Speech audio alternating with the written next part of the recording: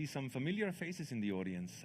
Thanks for coming to my session, Hijacking Trust, Weaponizing Stolen Cookies and Tokens. WebEx, yeah. I mean, the best place for you to ask questions is, drop them into the WebEx app, as I can't take any during the presentation, as I have to make it through the deck. But I will hang out for a few more minutes after my talk, so please feel free to reach out to me if there's anything you want to discuss live in person. And let me start with a true story, bringing us back to early 2025, when I was pulled into a customer engagement because they suffered from a breach with significant financial impact. What happened?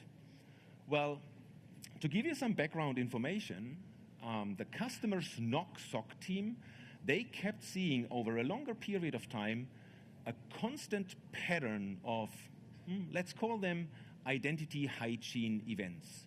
Certainly not an incident, but the team was notified about sleeping accounts, dormant accounts,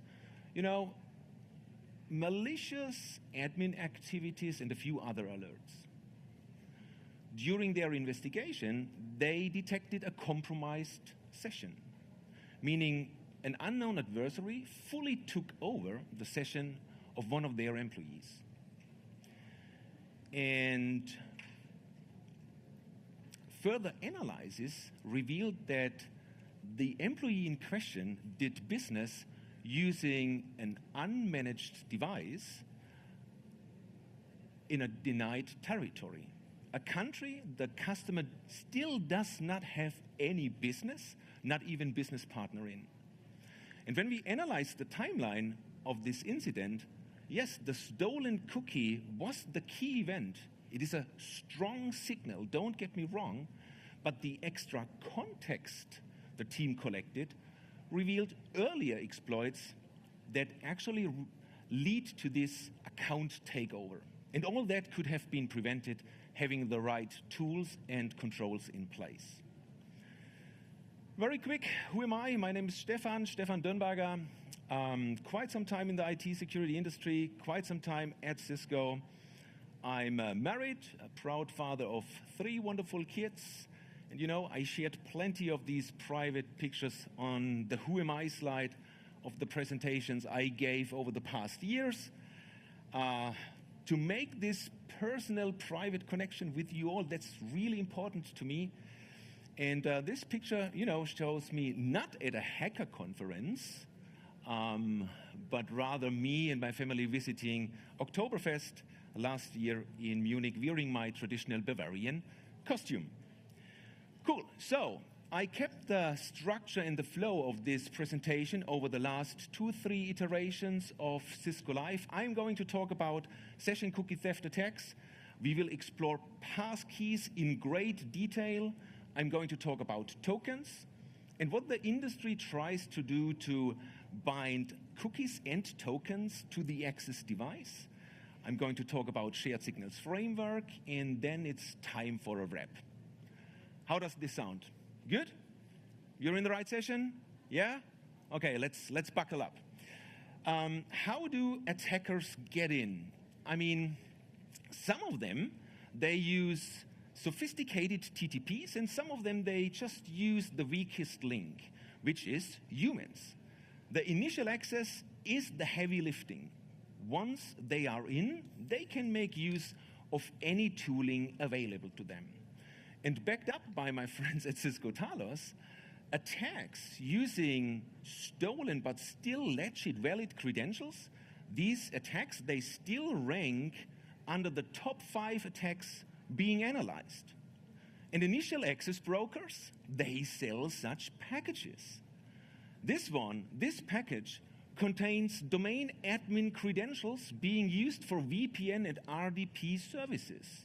And it even comes with an EDR EPP bypass mode tailored for Sentinel-1, helping you to stay stealthy once you're in.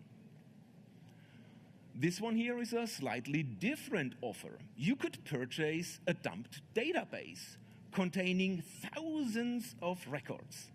And me, after reading this the first time, I asked myself, Stefan, what would you do with 100,000 plus user records? I would create a tool or a script to automate, this login process, right? Now, sorry for putting you on the spot now, but imagine you are the owner of a web service.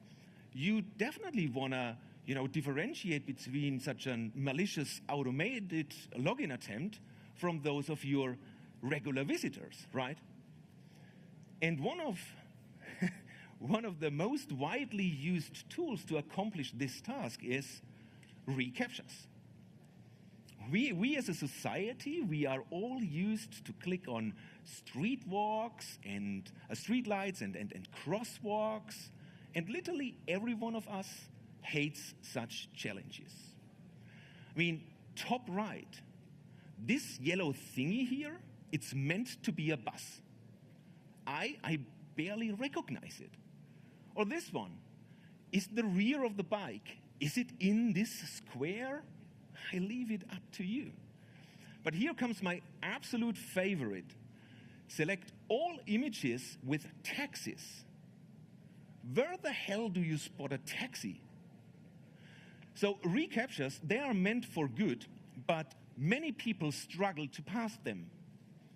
And another problem with this protection layer is that malicious frameworks, especially those powered by AI, even simulating human behavior, they can easily bypass these protection layer. Now here comes the fun part of the presentation. And before I move on, a bit of housekeeping first. Please don't get offended, me showing you a computer game where you must fight against virtual enemies. Second, the software belongs to a third party, so it's outside, it's not Cisco. And number three, neither me nor my employer glorify violence. The reason why I'm showing you this computer game, it has a scientific background. It is about how to make reCAPTCHAs more resistant to these AI, malicious frameworks. Question to you all: who knows Doom? Yeah, the first-person shooter game out of the 90s. Quite a few hands came up. Great.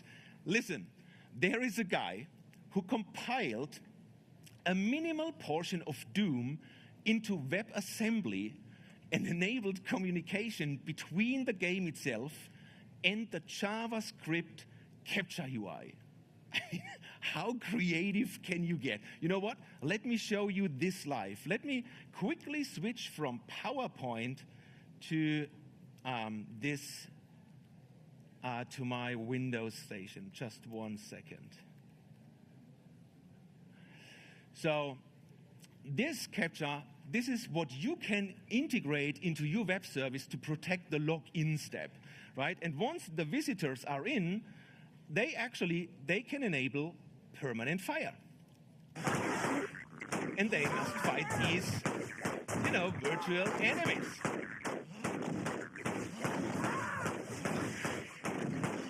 It's actually not so easy. It's not so easy. It's not so easy. Let me, come on.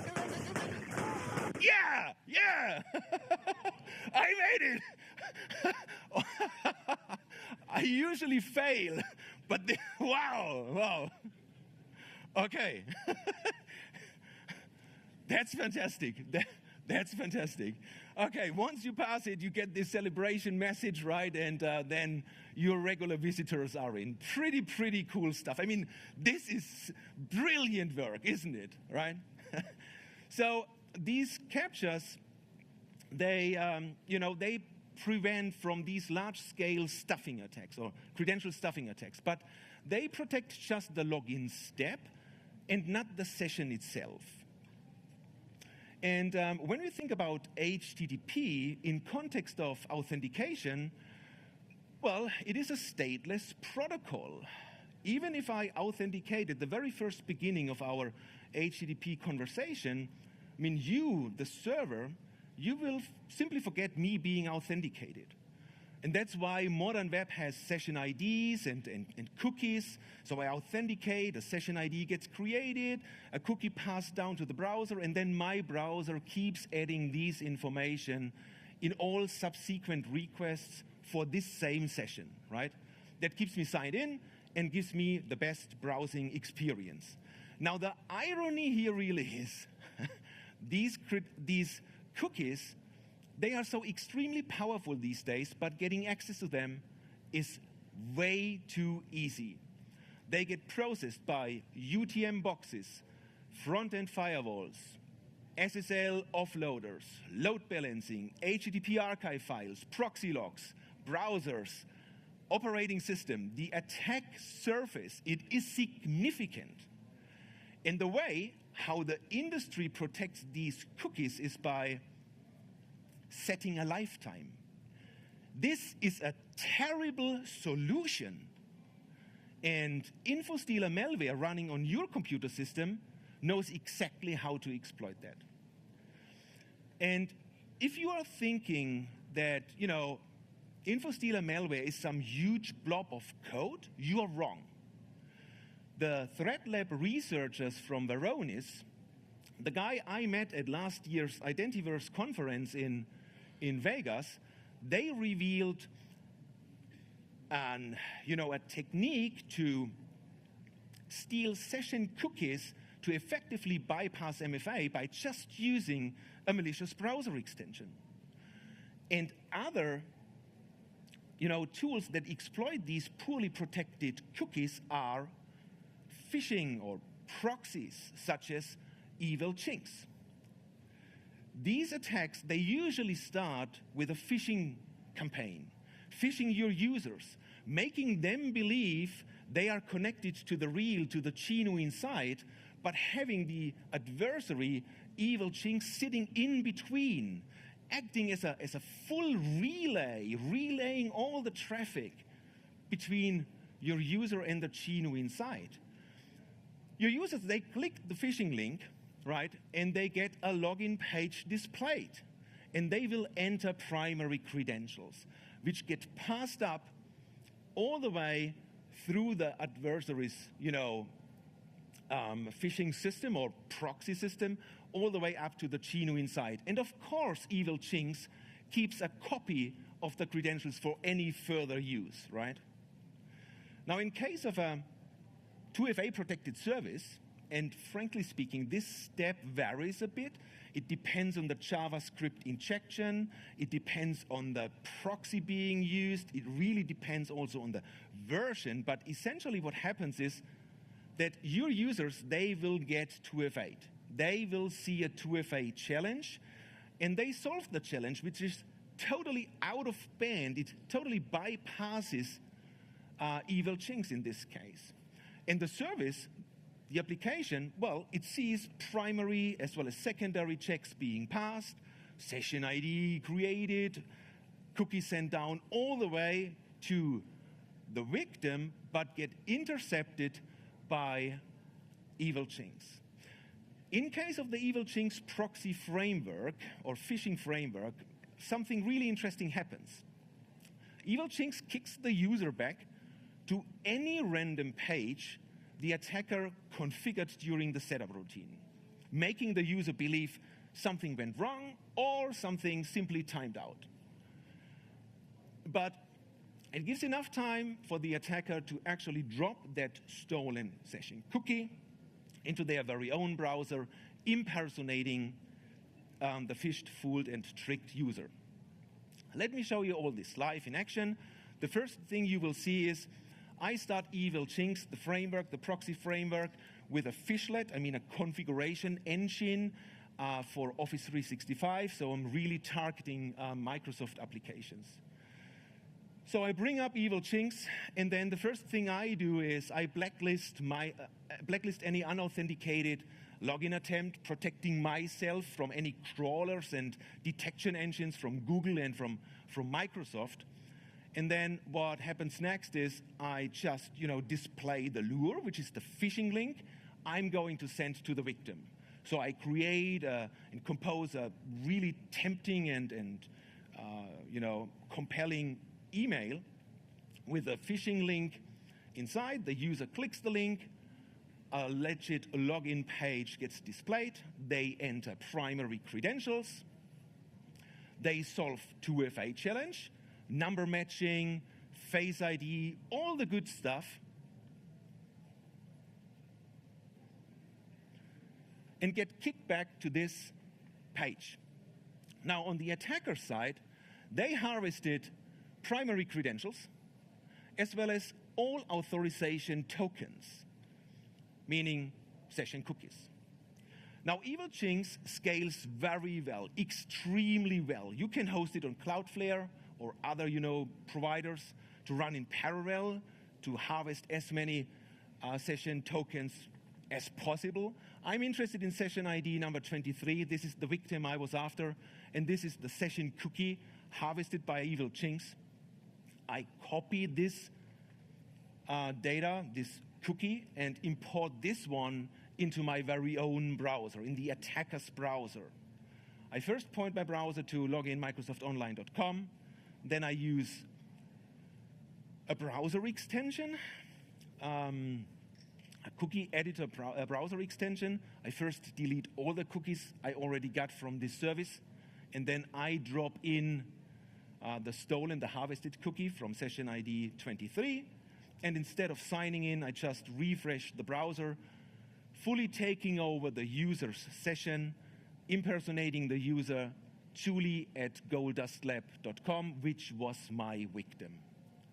Pretty cool stuff. Now, what can you expect post-compromise? Attackers, they will definitely add their very own, 2FA devices because they want to go back to the service whenever they want. Depending on the access level, network access level, you can expect to get Kerber roasted. And I used a Bloodhound Enterprise, which is a red teaming tool to visualize the attack path from one of my domain users all the way to tier 0 elements in my Active Directory, and it was shocking for me how easy it is to actually own my very own tier 0 elements. Attackers, they will browse critical Azure resources using the Graph Explorer, and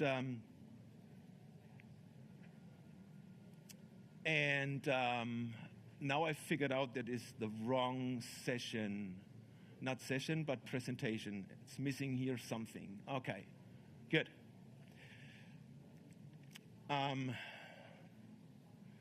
So what was not on the slide was attackers, they set up email forwarding rules very often. This is what we see. And these email forwarding rules, they are being set up, to gather more information from that, targeted company.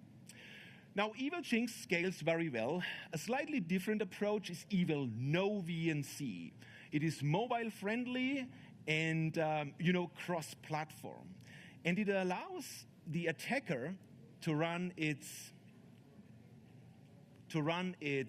browser in kiosk mode with no VNC on top. So no VNC, it is a JavaScript application that essentially allows VNC sessions to run inside the browser. So with no VNC attacks, you actually fish and fool and trick the user to directly control the adversary's browser in real time through VNC. So let me roll a video to show you all this live, how it looks like. So on the right-hand side, you see the adversary's browser running in kiosk mode. On the left-hand side, the victim's browser, and underneath, 2 shell. Shell number 1 being used to, operate to manage EvilnoVNC with parameters for the real, for the genuine site, for the destination. This is actually the content I'm going to render with the screen resolution I figured out working best for such a spear-fished attack. So I set up EvilnoVNC, and the second shell I used just to tailor flat text file to see incoming session variables. Cool, right-hand side. I start EvilnoVNC. This local host reaches to the real site, to the destination. That's the content I'm going to render. So I just sit here as an attacker and wait for my first visitor. They click a phishing link and connect to EvilnoVNC and directly control the attacker's browser in real time. The attacker sees everything, every mouse move, every keystroke. It gives them access to any session variable. It potentially allows access or gives them access to used passwords. It allows JavaScript injection. It's pretty interesting attack technique, and everything is actually stored in such a flat text file. All the session variables, all the cookies are in clear text available for the attacker. Pretty cool stuff. So the question is how to avoid from getting tricked and fooled. And a very efficient, effective method is to use a phishing-resistant authentication method, which is passkeys. So many customers of us, they explore passkeys these days, but I think it is fair to say that the passwordless journey for many of our customers or companies, generally speaking, only just begun, right? I read so much criticism and skepticism about passkeys just lately. Let me tell you one thing. Once being implemented properly, they are so much more secure compared to passwords. Regardless how strong the hashing is, regardless how much salt you apply, or how often you rotate them. So let me walk you through such an, device-bound passkey registration and authentication ceremony, where you have on the right-hand side the relying party, which is the application, the service the user, in this case the user with the name Sandra, attempts to sign in. Sandra, she operates on a thick client. It can be a laptop, it can be a mobile, it really doesn't matter. And on the left-hand side, you see a roaming authenticator, a security token, in my particular case, from the company called Yubico. It comes with a fingerprint reader with such a biometric element integrated, and the USB token, if you want, is physically attached to the computer system using USB. Okay, so the first thing that happens is after initial authentication, the relying party, it builds out, it creates a unique user ID, unique in the context of the relying party. And it stores this information next to the user record of Sandra in its database. What happens next is that the relying party sends a challenge, a crypto challenge, all the way down to the user's browser, which is called the client in FIDO terminology. This challenge includes the user information as well as the relying party ID. Now, the relying party ID, it is the domain the service is hosted. And what happens is at Sandra's browser, at the client validates if the relying party ID matches the origin the browser sees. And this step ensures that Sandra builds out and creates a passkey for exactly this service.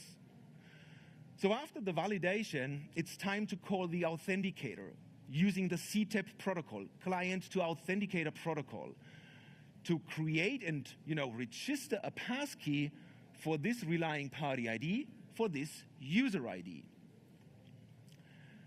Depending on the ecosystem, Sandra, she must deal with system messages. And she also must interact with the authenticator. Now, the level of interaction, it heavily depends on the authentication flow, the security requirements defined by the relying party or your IDP, as well as the physical capabilities of the authenticator. In my case, or in Sandra's case, She just taps the authenticator, a private public key pair gets generated, the private key securely stored on the authenticator, and in the next step, an attestation message gets sent back through the client all the way to the relying party. Now, this attestation message contains the public key as well as the credential ID, which uniquely identifies the passkey. This message is signed with an attestation key, which is, a key that got burned into the token during its manufacturing process.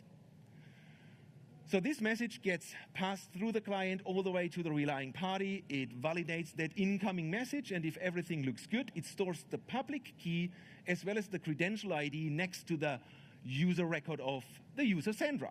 And now Sandra can use the passkey for authentication. After initial authentication, the relying party sends a challenge down to the client, a challenge for this relying party ID with this credential ID. The browser validates that incoming request, and it hashes client data and calls the authenticator for a passkey for this, or associated to this relying party ID with this credential ID. Now, the exact way how the authenticator selects the passkey, we will get there in just a few minutes. But in my case, Sandra, she just taps the authenticator and assigned a certain message signed with the private key. This signature gets sent all the way up to the relying party, which validates the signature using the public key it got stored during the registration phase, and this finishes the authentication of such a device-bound passkey. Cool. So we know that passkeys are pretty much robust against phishing due to WebAuthn, which is that JavaScript API built in modern browsers. But practically speaking, passkeys are also pretty much immune against replay attacks, unless the relying party makes a significant or serious implementation mistake. So in this video, I'm going to show you, I actually tried to run such a replay attack to bypass MFA authentication. So using the burp suite, I captured all the relevant HTTP conversation between my test client, my browser, and the relying party, which is in this particular case, a passkey test page maintained and operated by Cisco, having burp sitting in between, right, acting as a man in the middle, adversary in the middle, if you want. So I create a passkey. It's a regular passkey, private key securely stored on my authenticator, and the public element of it securely stored server-side.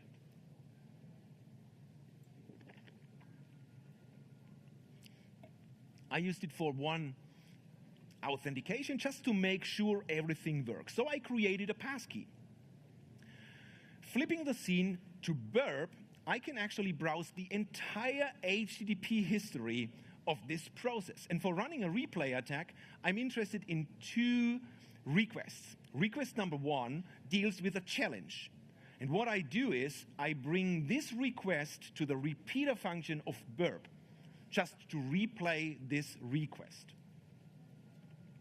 And the second request I'm interested in is the one that handles client data. And also this request, I bring it to the repeater function of burp. In the repeater, I have now two requests, one with a challenge, the other one dealing with client data. If I rerun request number one, the one with a challenge, of course I get a new challenge back from the server. There is nothing malicious in this step. I get a new challenge. Cool. If I rerun the request number two, this rerun actually fails. It fails simply because the challenge was not the expected one. Of course not. It was the old client data. But wait a second. I just generated a new challenge in the step before. Can I use this challenge? And this is what I tried to do. I copied this challenge and bring it into the base 64 decoded blob of this, client data. So I copy the challenge, I highlight the client data element, and inside the decoded, base 64 decoded blob, I paste now the newly created challenge in. I apply the change and rerun packet or request number 2. Well, I fail again. And if you think about, I fail again this time because the signature does not match. And that means as long as an attacker does not get access to the private key, which in theory they should never get access to, such a classic replay attack is pretty much impossible, I would say. So bottom line here, if you are a web dev, and if you want to protect your service using a passkey authentication, hey, please make sure to use trusted libraries instead of reinventing the wheel. We have seen passkey implementation going wrong. And the second one is, a private key that gets securely stored on such a security token, on a device-bound passkey, never leaves the authenticator. That's a core principle. And do you all agree that a private key of such a device-bound passkey never leaves the authenticator? Do you agree? Well, there was a flaw in a crypto library provided by Infineon and being used by products such as YubiKeys. OIDC is the name of a side channel attack targeting the elliptic curve, the ECDSA implementation of this crypto library provided by Infineon and being used by Unicode tokens Model 5 running software version below 5.7. So I get this point. OIDC, side channel attacks, you have to have special knowledge, special equipment. In this particular case, you have to have access to this token. You actually must drill in a tiny hole into this key. But OIDC, well, it demoed that it was possible to extract the secret to forge new digital signatures. So what to do with this information? Well, it is just a good reminder to use updated and upgraded and up-to-date software. By the way, Infineon, of course, they released a new crypto library, right? And so using up-to-date software and hardware, that is a key lesson learned here. And the other thing is, if you are extremely concerned about OIDC and you still run and operate Model 5 running below software version 5.7, the only real option, if you're really concerned about it, is to buy new keys. Because Ubico software or Ubico keys can't be upgraded. So OIDC, well, it was a good reminder for me to actually upgrade my Nitro key. I personally work with Nitro keys. They are open source, headquartered in Germany. And again, OIDC was a good reminder for me to upgrade my token, even though not being affected by OIDC. Because it uses a different, or still use a different crypto library. So me, a good security practitioner, I read the upgrade path, I checked the downloaded software, I even checked that the security token, that Nitro key, is genuine. And while me browsing the list of passkeys being stored on my Nitro key, I was shocked because I was missing passkeys. I was 100% sure that these passkeys must be on this token, but they weren't. So I had to troubleshoot this situation. What I did was I created two passkeys using the same, environment. a test client, and this page hosted by Cisco. So the first one, I gave it a name CL1, Cisco Live 1, a regular passkey, as we all would create. And I used it for one round of authentication just to make sure everything works. So I created a passkey. Private key securely stored on the Nitro key, public key securely stored server-side.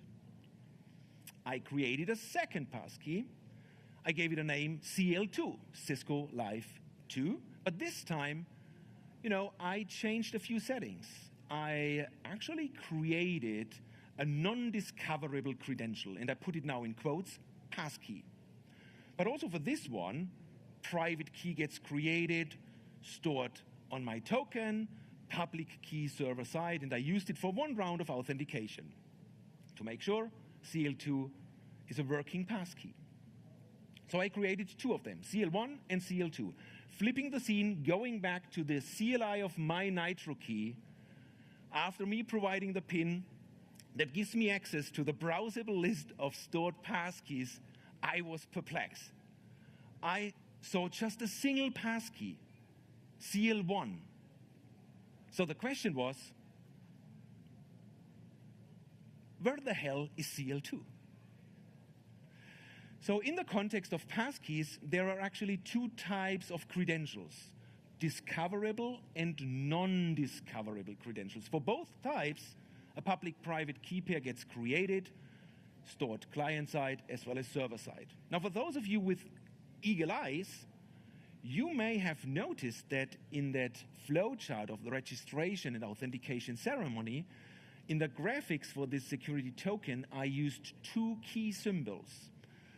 The red one represents the passkey, and this yellow key, it is another high entropy key that got burned into the token during its manufacturing process. So the difference between the two credential types is how the authenticator can select the correct passkey. With CL1, the relying party as well as the authenticator both have all the necessary information to give you a frictionless user experience. With non-discoverable passkeys, CL2, the relying party must supply the credential ID that gets used during authentication. And this credential ID is being used to derive, it is a mathematical operation and calculation to derive the passkey from this root or master key. So the difference between two types is not only how the authenticator can select the correct passkey, but also how efficiently they can be stored. With such an, discoverable credential, you can easily hit the maximum capacity of your authenticator. My Nitro key, it's quite dated, but it can store only up to 50 passkeys. Modern Titan keys from Google or from Yubico, they can store 100 or even 1,000 of passkeys, so you're good on that perspective. But with non-discoverable passkeys, you barely hit the capacity because of the very efficient way they can be stored on the token. And all this explains why we have seen just one passkey, CL1. Cool. So, I'm sorry, I have the wrong deck here getting displayed, so I have to have a bit of a, freestyle here. I'm really sorry about this one.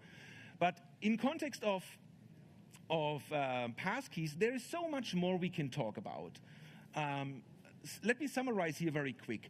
This device-bound passkey authentication, it is the gold standard. It is the highest security, standard from a passkey authentication perspective.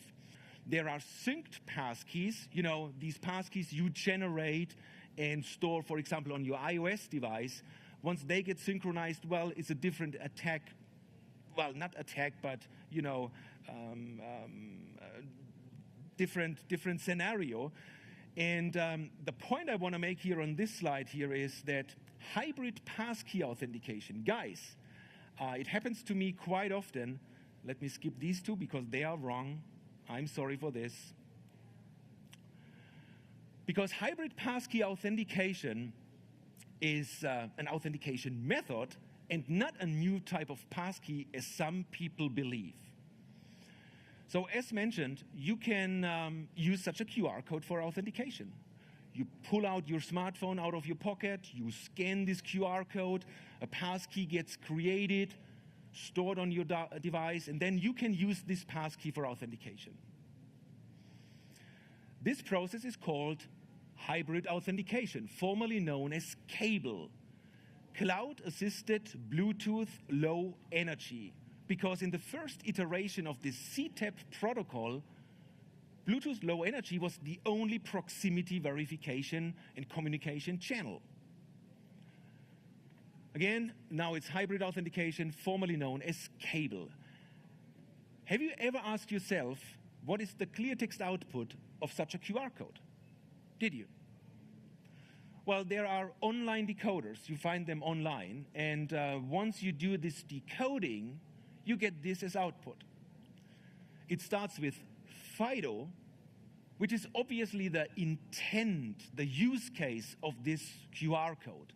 And then it follows a long string of characters, which can also be decoded.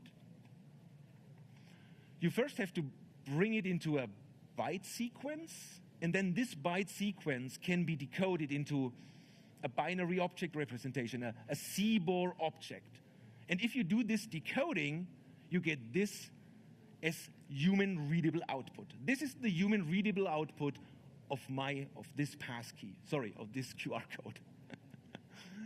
And I had to do this exercise once because I had to troubleshoot a very, very weird situation. And it has to do with the value 2 of the attribute 2 of this QR code.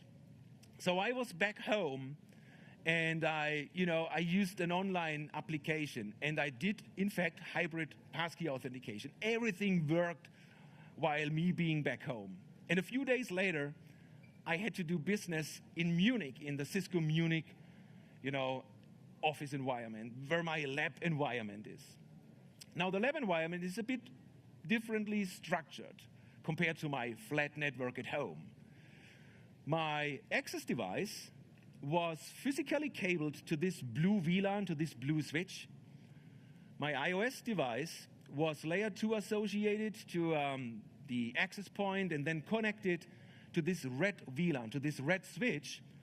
And traffic between both segments got controlled by this front-end firewall, by this FTD device. On both devices, I could happily browse the internet. So, I had to finish a few tasks on this application, on this online application, but this time in Munich, hybrid passkey authentication failed. My iOS device, it was stuck in the connecting phase. No error message, just stuck. And I had absolutely no idea what went wrong.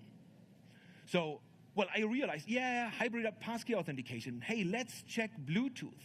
But Bluetooth was turned on both devices. In both devices, they were in proximity. So distance was not the issue, not at all. And I had to troubleshoot the next steps. And I troubleshooted the front-end firewall. And I immediately checked and have seen this decryption policy. So I do a decrypt and re-sign with known keys using my Microsoft CA. And for decrypted traffic, I perform a few access control entries, allowing traffic, blocking traffic. For example, blocking traffic to destinations which can be categorized in the URL category of infrastructure and content delivery networks. That was not useful for me, right? I didn't found the problem, so I had to dig deeper, and I found the corresponding access log. I found that block statement blocking the IP address of my iOS device because of a TLS or SSL decrypt and re-sign action, because there was traffic that hit, in fact, this infrastructure and content delivery network URL category. Huh? And the single root cause was a URL with the name cable.auth.com hosted on an IP 17188, which is known to be an Apple-owned IP address. So cable.auth.com really caught my interest, and that was the reason why I did all this decoding, because the value 2 of this attribute 2 of this QR code actually means that for hybrid authentication, I can make use of 2 tunnel server. What the hell is a tunnel server? I always thought that hybrid passkey authentication runs over this peer-to-peer Bluetooth connection, but it does not, right? It actually makes use of these tunnel server, acting as a web socket, as a bridge between the 2 devices. And after me removing the block statement, I immediately saw a TLS 1.3 pipe, and hybrid authentication worked as expected. A huge learning curve for me, right? Cool. So I know that this slide looks a bit counterproductive, as it has the title bypassing passkey authentication. But quite frankly speaking, a lot of customers, they got scared by negative press around passkeys. So we went through these phishing attacks, Evilginx. Let me repeat it. Passkey authentication stops these attacks at the authentication level. Period. Full stop. This is what attackers also know, and that's the reason why they try to downgrade. And a very elegant way of downgrading was found by Proofpoint engineers. What they did, they created also an Evilginx lure. They intercepted HTTPS or HTTP posts, and they changed parameters in flight.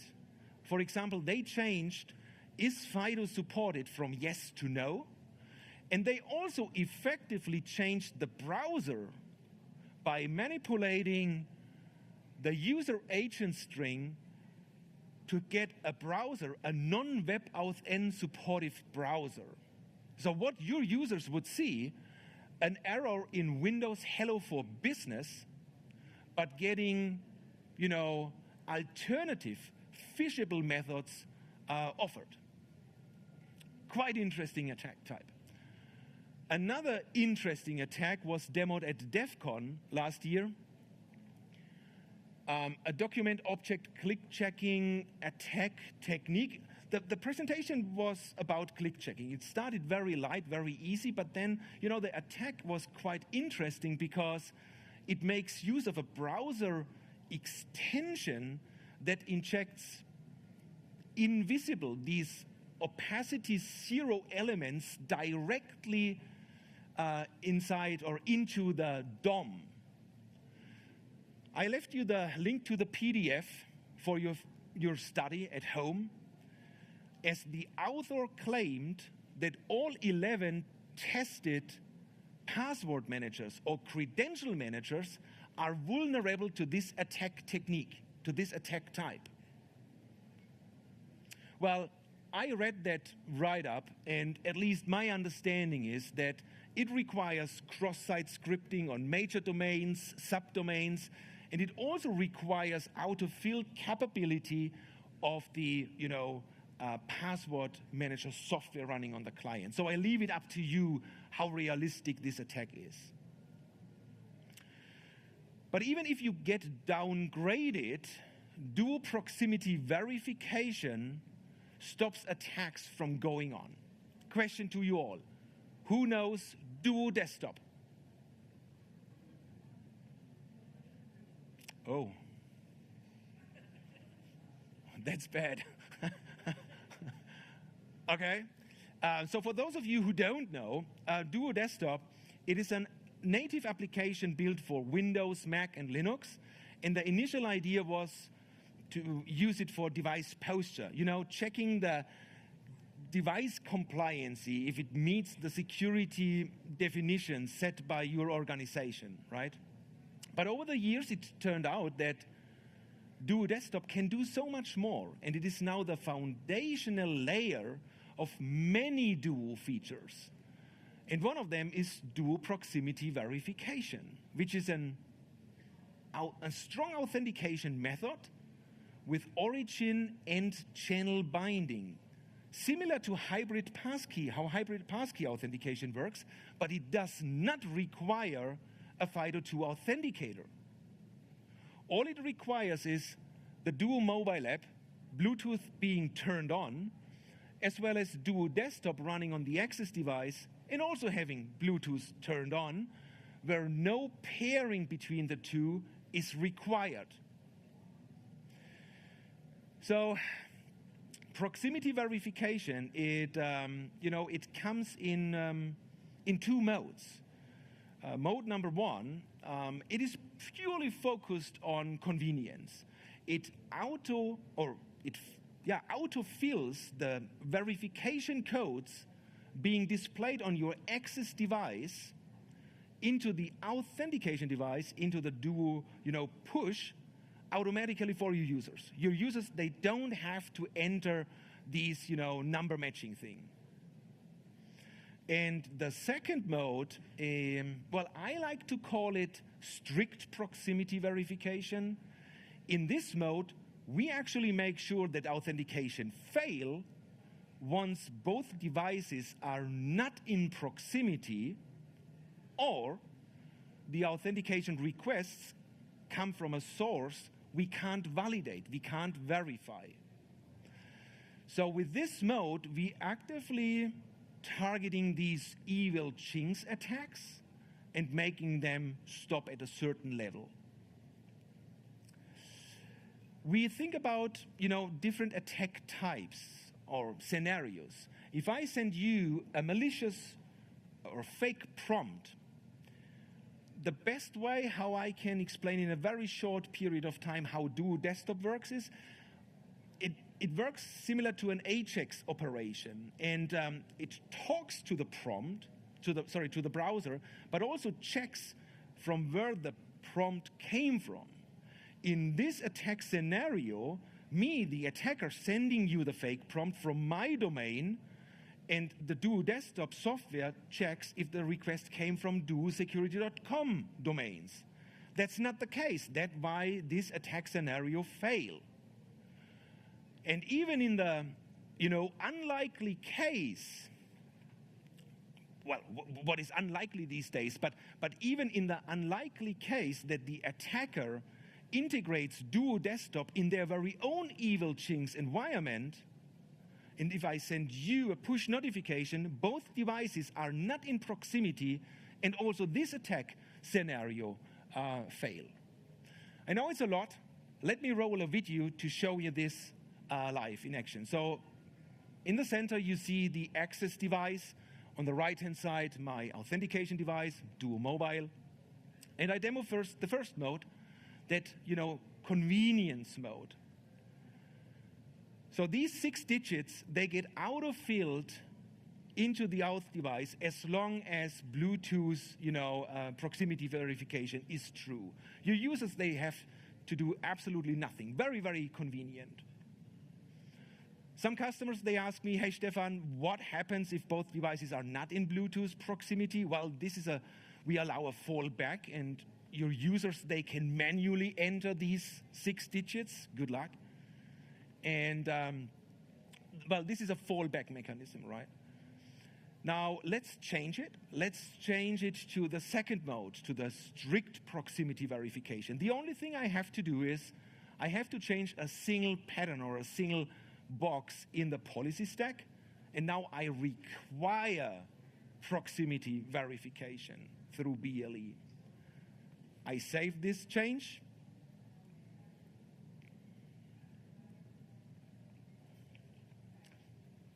Okay, this is the wrong slide deck.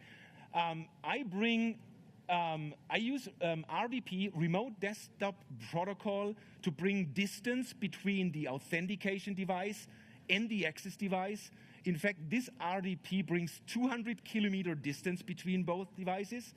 And because of the distance, because BLE, proximity verification fails, we do not display any verification code, and BLE proximity validation fails. And after, I think, a minute or so, we let the user know that the Duo push simply timed out. So, in fact, protecting from these remote attacks through Evilginx. Cool. So, that finishes pretty much the first part of the presentation.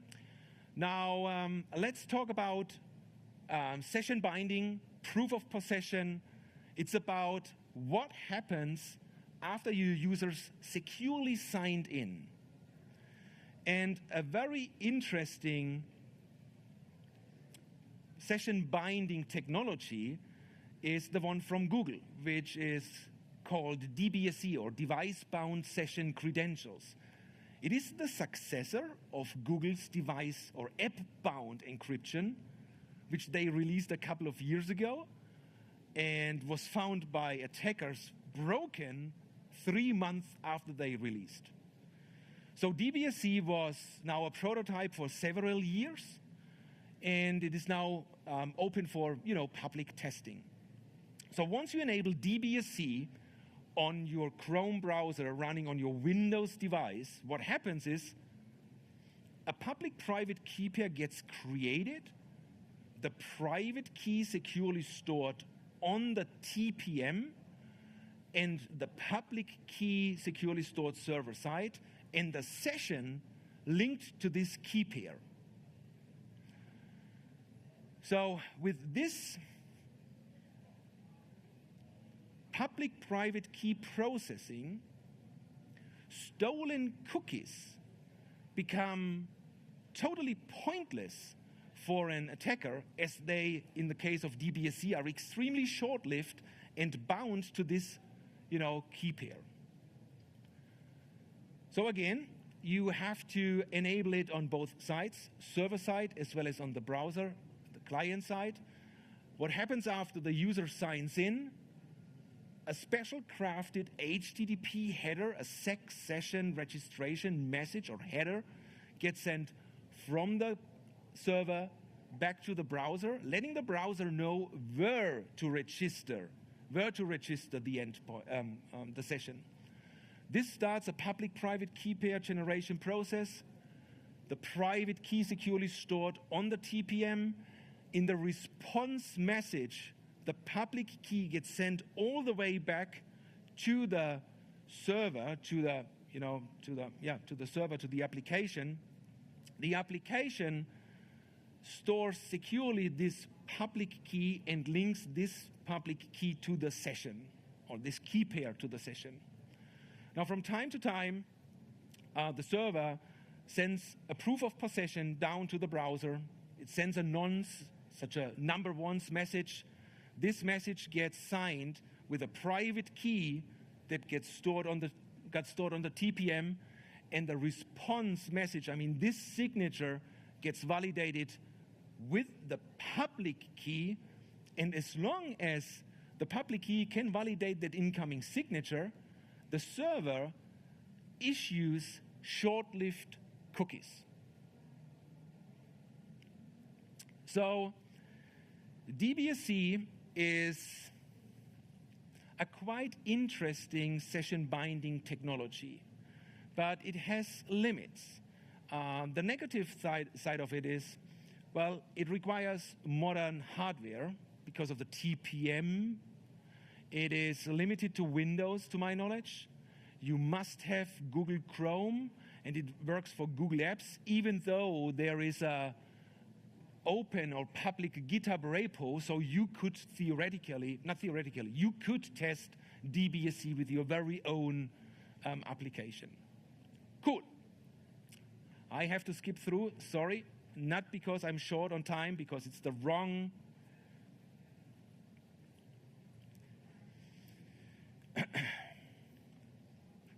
Okay, this is embarrassing here. I'm sorry for.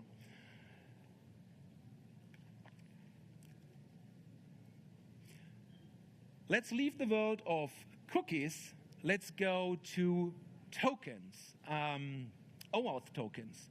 While I was doing research in OpenIDC and OAuth, I found this one.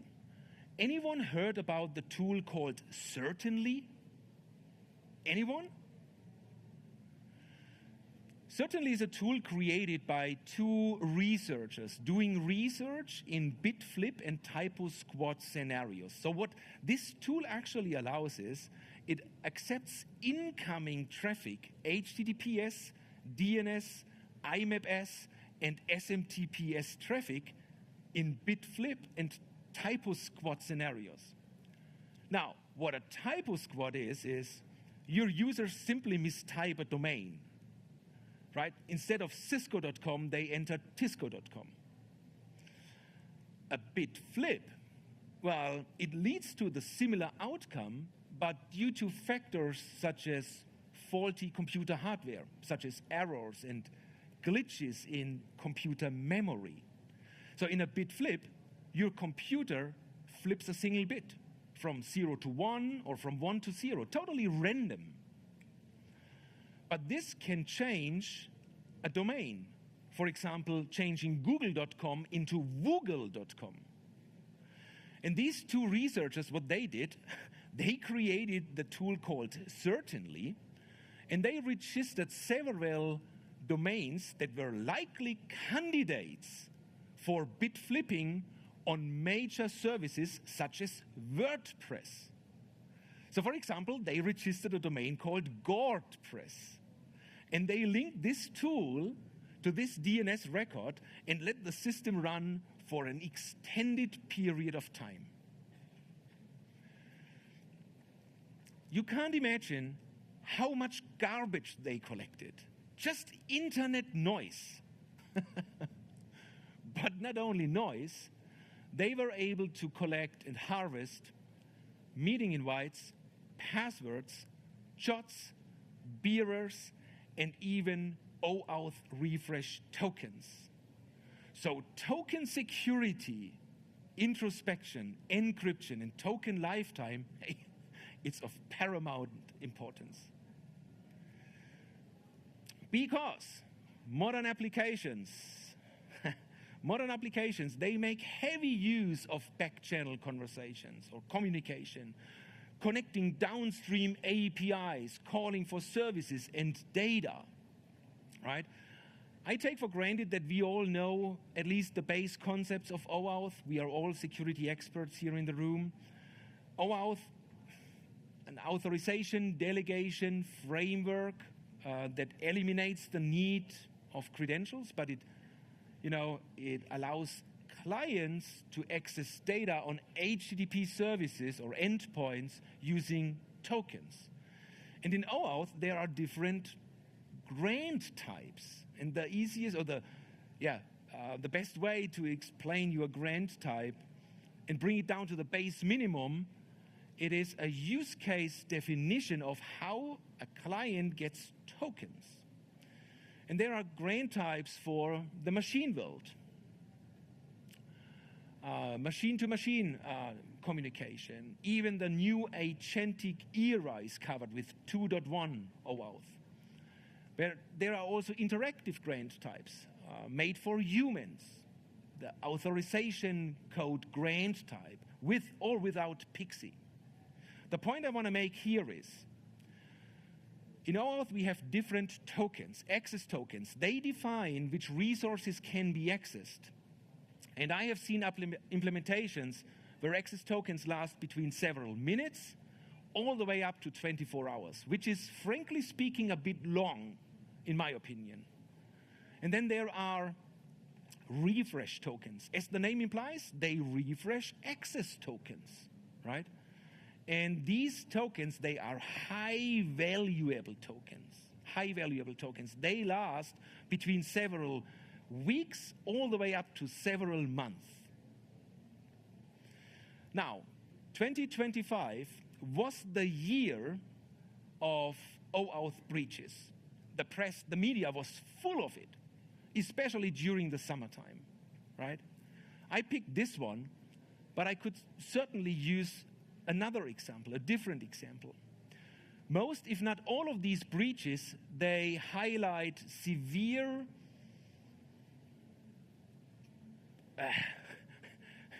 severe supply chain risks.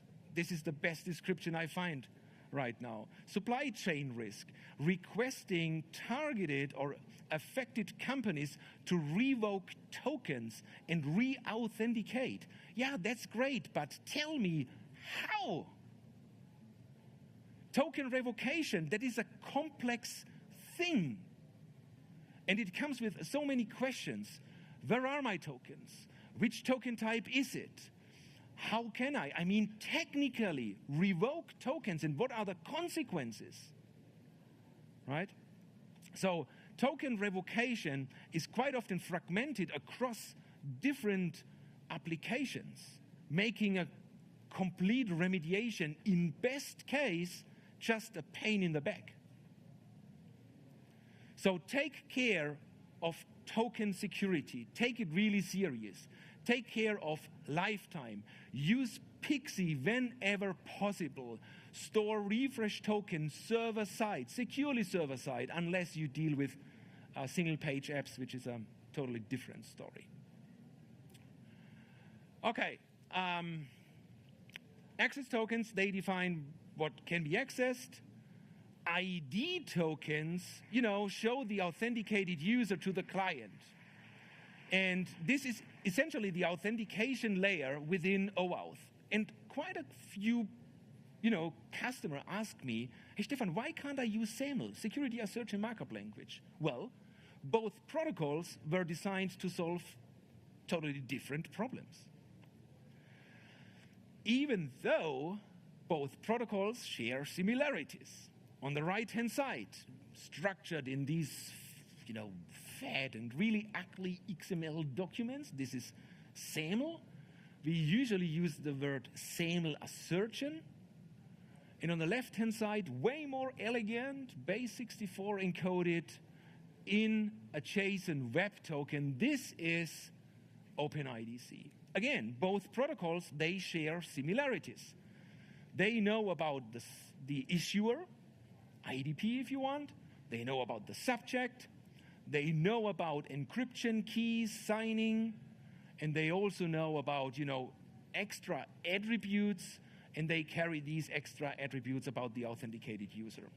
A key difference between OIDC and SAML is OIDC takes care of keys and all the rotation. You don't have to do anything that is handled by the protocol. In SAML world, you have to deal with certificates. And we all know how painful certificates can be, right? And a really great advantage of OpenIDC is that, and OAuth, both protocols, they know the concept of claims and scopes. And if understood by the relying party, by the application, that can be used as an authorization concept. So let me roll a video to show you what I mean. This one here, I created this, backend and front-end service. It is a damn vulnerable application. You see at least two big mistakes. But what I did, I have a front-end service, I have a back-end service, and this one here is the HTML blob of the application to interact with the app. The first thing I do is I sign in using the authorization server from Duo. I get a redirect, I authenticate, I set a remember me cookie. And what happens next is I get an authorization code. So this is the authorization code grant, an interactive grant, but in this time without PXE, which is problem number 2. This one is the biggest problem. Never, never, never do this. It's a huge no-go, okay? To display tokens to the browser. Don't do this. I did, well, because I want to demo something, right? So I can copy these tokens. They can be decoded. And I decode these tokens using Jot.io, which is an online decoding platform or service if you want. And I get information back about the subject. I get information about the audience, Linux timestamps, and information about the subject. Pretty cool. Now, I can interact with the application. What I can do is I can use this calendar app and list meetings. Okay, you can translate it into a read action. I performed a read action. And that can be performed simply because the introspection response is a true, meaning, hey, the session is ongoing, it's a correct session, and the scope in the claim defined, yeah, I can actually perform and run such a read action. Scopes and claims can also be used for write. In this particular case, I line up a meeting with Tim at 10 a.m. in the morning. And this meeting gets successfully added. Why? Well, to add such a meeting, the response from the introspection endpoint still tells me true. Yeah, cool, I have an ongoing session. And the scopes actually allow me to add and perform such a write action, also shown by this 201, which is an HTTP message to create an element. Now, let me sign out. I sign out of this application and go directly to the list meeting endpoints. This time, I get an unable to fetch meeting response back. Why? Well, the introspection endpoint told me, hey, the session is invalid, right? It is invalidated. It's not active anymore. And that means, by the way, I'm missing the next slide, so I'm just talking about the next slide. And that means that as long as your users in a token theft scenario, as long as the users can sign out or you as an admin can perform a centralized action, everything is okay. Hey, we do not live in OAuth dream and wonderland, right? Where all the apps are behind a single IDP. There are SaaS to SaaS apps, and they become more in your environment every day. That's the nature of SaaS providers. They are connected in the back end.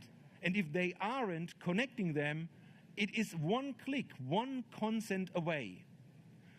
So the question really is how to revoke sessions cross-platform, cross-vendor. And that's where shared signals framework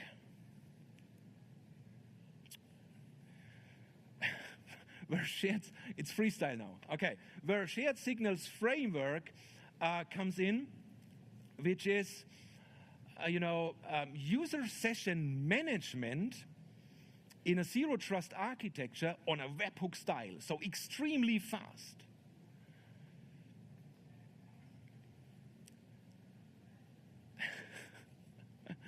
Okay, good. No, I'm telling it, even if I don't have a slide, I talk about it. It's because it's important for me.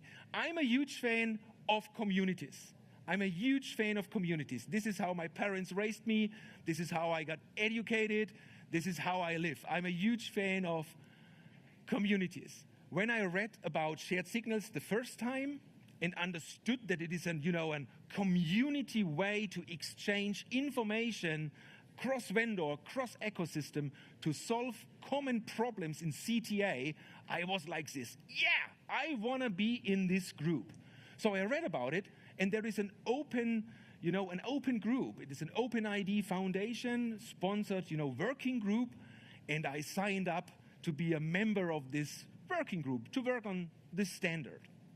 And I received the message in December 21, so quite some time ago.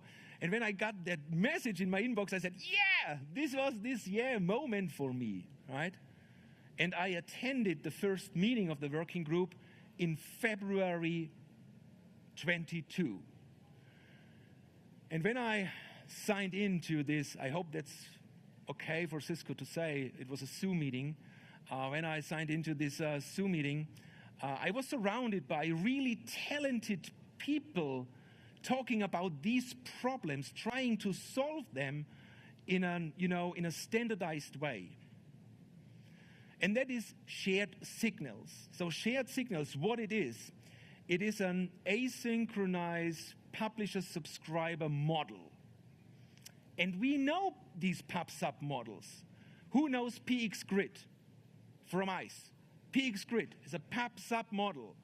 Pub-sub model exists, to my knowledge, I'm not a routing switching guy, but I think to know it exists in Lisp, Meraki, Contact Center. So the idea of a shared, pub-sub model, that's not new. Now, the best way to explain shared signals in a very, very short time is think about OC layer 4, the transport layer that connects entities. And if you want, you can think about UDP for a moment. I send you an event, and now it's up to you to act on this event. Is it stateless? That goes too much into an OC conversation, but in the sense of you receive the event, and then you tell me, okay, sender, good, I received it, but now it's up to me to take action on. So that's the concept. Shared signals is an infrastructure. It's the Autobahn. It's the highway. That's, I think, a good terminology. The highway and the Autobahn between transmitters or senders and receivers. And between both, it's a stream. A stream can be very, very short-lived, but can also be long-lived and can transport a huge amount of data. And over such a stream set up between a sender and a receiver, such CAPE events get sent. RISC is another example, but CAPE is being used in Zero Trust. CAPE, Continuous Access Evaluation Profile. It is a schema of CTA events such as session revocation, claim change, and a few more. So to summarize here, Shared Signals Framework is the infrastructure, and CAPE is a schema, is a use case definition receivers can take action on. Now, it's not only a good thing to talk about, also the NIST, they have a special publication. They send out this paper, and it's actually for your reference. I miss another graphics here. So you can read it when you're on your way back home. Okay, last slide. The way how I learned about CAPE and shared signals is you can use an online service, cape.dev, to set up your very own receiver. The service itself holds a sender. You create an access token, such an access token we were talking about in the previous slide. And then you download a post and a get collection for your postman. You enter the access token, and then what I do here is I just check if a stream got set up between the two of us, right? So I have an effective and an active stream set up, and now I can actually transport whatever I want to transport over such a stream. In our case, CAPE events. What I do is I select the event type. I add a few claim parameters and the values such as calendar app claim change. That's the clear text I actually transport to the receiver. I add a few more information and I send it to the queue. Now, Shared Signals knows polling and pulling the queue. In my case, I run a poll, so I poll the queue for exactly this event. I add the access token, send it, and receive JSON. Now, this one can be decoded using the same .io online decoder to get the clear text output. And this is what I do right now. I copy it and decode it using .io to see what I got, transported from the sender to the receiver. And this is what I get sent over. Okay, a bit of a freestyle at the end. Please apologize here. I am not allowed to tell you more, but what I can tell you is that you will see shared signals being implemented into key Cisco products pretty soon, really in the near future. We want to participate in this exchange of, CAPE events and information. Cool. So the demo is already done. Even the key takeaway slide is wrong. But anyway, to summarize this session, we were playing Doom together. I won the first round live on stage. I'm really proud of it. Please make your users phishing resistant. Passkeys, hey, that's technology. Invest into these social engineering campaigns, train them. Keep these activities going, they are important. Invest in identity security, and don't forget the non-human identities. It's not coming, it's already there. And the key message, it sounds high level, but this is the key message of this breakout session. Think security, especially identity security, in graphs, not in rows, not in tables. There is no such a thing that Stefan always does business on a perfectly patched Windows system, doing business from 8 to 5 in Munich, all the apps behind a single IDP. This does not exist. Identity security, there are so many questions. I do business on multiple devices. I have different identities, admin accounts. I have different account types. I do business wherever I want. My applications are behind the central IDP and multiple different other IDPs. I use on-prem applications. So think in these, dimensions, not in graphs and rows, because your neighborhood adversary already thinks in these dimensions. Cool. So, if you liked the session, please score me good. A 5 is highly appreciated. If you dislike the session, please come to me right after my talk and we work it out. And with that, thank you very much for your participation and enjoy Cisco Networkers, Cisco Life.